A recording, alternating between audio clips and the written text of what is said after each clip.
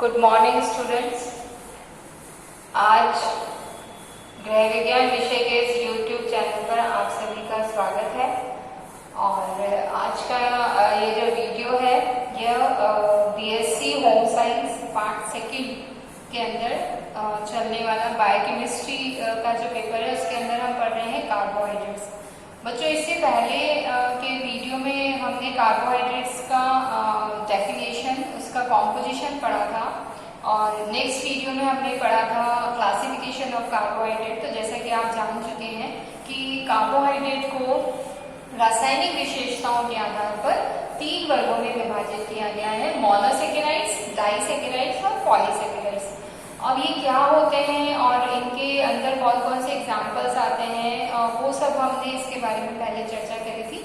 आज हम वापस चर्चा कर रहे हैं मोनोसैकेराइड्स के अंदर जितनी भी कार्बोहाइड्रेट्स आती हैं वे कार्बोहाइड्रेट जो पोषण की दृष्टि से महत्वपूर्ण है, केवल उन्हीं कार्बोहाइड्रेट का अध्ययन हम यहाँ पर करेंगे। और क्योंकि हम बायोकेमिस्ट्री का पेपर पढ़ रहे हैं तो जो मोनोसैकेराइड्स के अंदर जितनी कार्बोहाइड्रेट्स आती हैं उनका केमिकल स्ट्रक्चर क्या होता है, उनका केमिकल फॉर्मूला क्या होता है और स्ट्रक्चर्स जो है वो डिफरेंट टाइप के स्ट्रक्चर्स होते हैं। तो आज हम मोनोसैकेराइड्स के स्ट्रक्चर्स के बारे में पढ़ेंगे।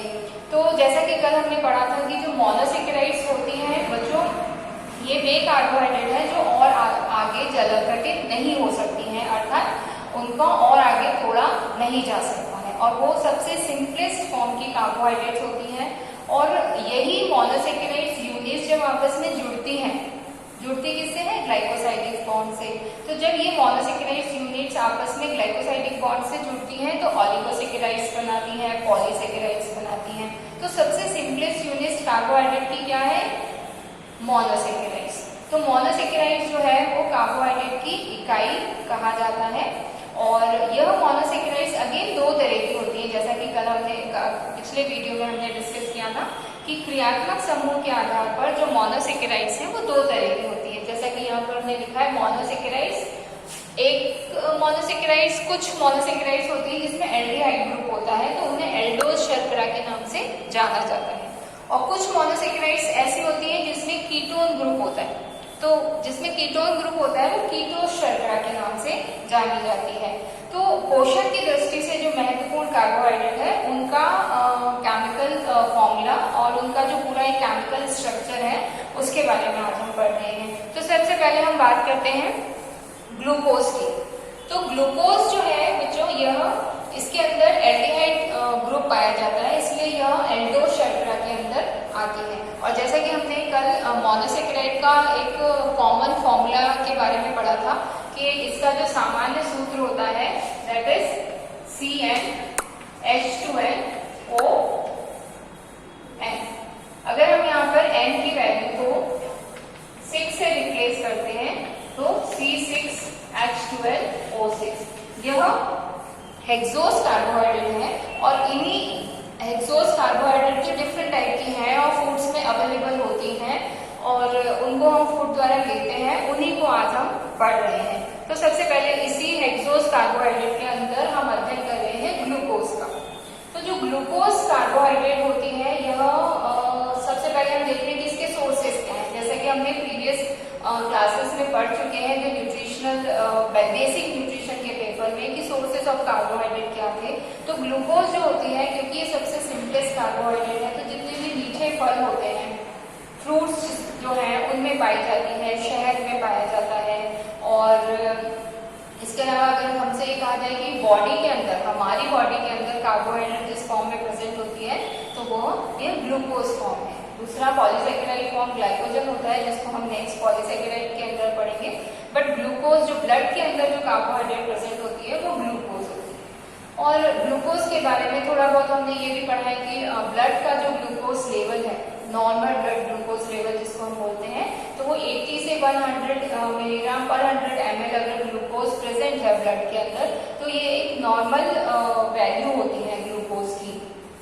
और अगर इससे कम होता है तो हाइपोग्लाइसेमिक की स्थिति हो जाती है और अगर ज्यादा हो रहा है ग्लूकोज का लेवल ब्लड के अंदर तो वो हाइपरग्लाइसेमिक की स्थिति हो जाती है। और यह होता है इंसुलिन, एक हार्मोन है जो हमारी बॉडी में पैनक्रियाटिक ग्लैंड से स्रावित होता है और यह हार्मोन जो होता है जो ये ग्लूकोज के मेटाबॉलिज्म को मेंटेन करके रखता है या ब्लड के अंदर ग्लूकोज की मात्रा को नियंत्रित करता है। एक इंसुलिन हार्मोन होता है और एक ग्लूकेगोन हार्मोन होता है, जिसके बारे में भी हमने प्रीवियस जो हमारी क्लासेस थी उसके अंदर हमने पढ़ा है। तो इस तरह से ग्लूकोज जो है हमारे शरीर के अंदर पाए जाने वाले रक्त का एक इम्पॉर्टेंट कॉम्पोनेंट है और उसकी एक सामान्य मात्रा ब्लड में होना अत्यंत आवश्यक है। अगर यह ग्लूकोज की मात्रा सामान्य से अधिक हो जाती है तो डायबिटीज नामक डिजीज हो जाती है और जिसमें ग्लूकोज का जो मात्रा है वो सामान्य से अधिक हो जाती है। इसके अलावा हम बात कर रहे हैं अब कि यह जो ग्लूकोज है इसका रासायनिक संरचना कैसे होती है। केमिकल जो फॉर्मूला था वो तो हमने पढ़ लिया C6H12O6 that is the chemical formula of glucose, but इसकी जो रासायनिक संरचना है वो किस तरह से है तो आप इधर देख रहे हैं फर्स्ट नंबर पे ग्लूकोज जो कि एक एल्डोज शुगर है और जैसा कि हमने बताया इसमें एल्डिहाइड ग्रुप होता है। तो ये जो फॉर्मूला है इस फॉर्मूला को हमें बनाना है और फिर लर्न भी करना है। तो इस फॉर्मूला में आप देख रहे हैं कि यह यहाँ पर 6 कार्बन है, जैसा कि हमने यहाँ फॉर्मूला में देखा C6 चेन है यहाँ पर 1 2 3 4 5 और यहाँ एक कार्बन कम है हमारे पास 1 2 3 4 3 4 that is 5 and this is 6 CH2O। अब आप यहाँ देख रहे हैं कि आपको दो क्रियात्मक समूह दिखाई दे रहे हैं। फर्स्ट ये जो है ये होता है एल्डिहाइड, एल्डिहाइड ग्रुप प्रेजेंट है ग्लूकोज के अंदर और दूसरे ये हाइड्रोक्सिल ग्रुप है और हाइड्रोक्सिल ग्रुप जो होते हैं ये मात्रा में ज्यादा होते हैं। इसीलिए जब हमने कार्बोहाइड्रेट की डेफिनेशन पढ़ी थी तो हमने ये पढ़ा था कि कार्बोहाइड्रेट पॉलीहाइड्रोक्सी अल्कोहल के एल्डो एवं या कीटो डेरिवेटिव या व्युत्पन्न होते हैं। तो वही चीज हम यहाँ पर पढ़ रहे हैं। फॉर्मूला इस रासायनिक जो इसकी संरचना है इससे आपको समझ में आ जाएगा कि इसमें एक तो एल्डिहाइड ग्रुप है, दूसरा पॉलीहाइड्रोक्सी अल्कोहल। हाइड्रोक्सी ग्रुप जो है वो अमाउंट में 1 2 3 4 5 एक उसमें 5 हाइड्रोक्सिल ग्रुप है, इसलिए इसको पॉलीहाइड्रोक्सी बोला जाता है। तो कार्बोहाइड्रेट्स क्या है पॉलीहाइड्रोक्सी अल्कोहल के एल्डो या कीटो डेरिवेटिव्स होते हैं। तो अब हम बात कर रहे हैं ग्लूकोज की। तो ग्लूकोज में जैसा बच्चों आपने देखा 6 कार्बन है। 6 कार्बन में फर्स्ट जो है वो दैट इज एल्डिहाइड ग्रुप, फिर second third fourth fifth six. इस कार्बन पर हाइड्रोक्सिल ग्रुप की क्या सिचुएशन है, हाइड्रोक्सिल ग्रुप कहाँ लेफ्ट साइड में आ रहा है कहाँ राइट साइड में आ रहा है, ये चीजें हमें यहाँ पर ध्यान रखनी है। ग्लूकोज में जो सेकेंड नंबर के कार्बन पर हाइड्रोक्सिल ग्रुप होता है वो लेफ्ट हैंड साइड पर है और बाकी फिर राइट हैंड साइड पर फोर्थ और फिफ्थ का लेफ्ट हैंड साइड पर। तो ये हमें इसी तरह से लर्न करना होगा। अब बात करते हैं हम दूसरे तरह का जो एल्डोज शुगर है वो है गैलेक्टोज। अब जो गैलेक्टोज होती है यह प्रकृति में स्वतंत्र अवस्था में नहीं पाई जाती। मोनोसेकेराइड है, एल्डोज शुगर है, बट स्वतंत्र अवस्था में नहीं पाई जाती है।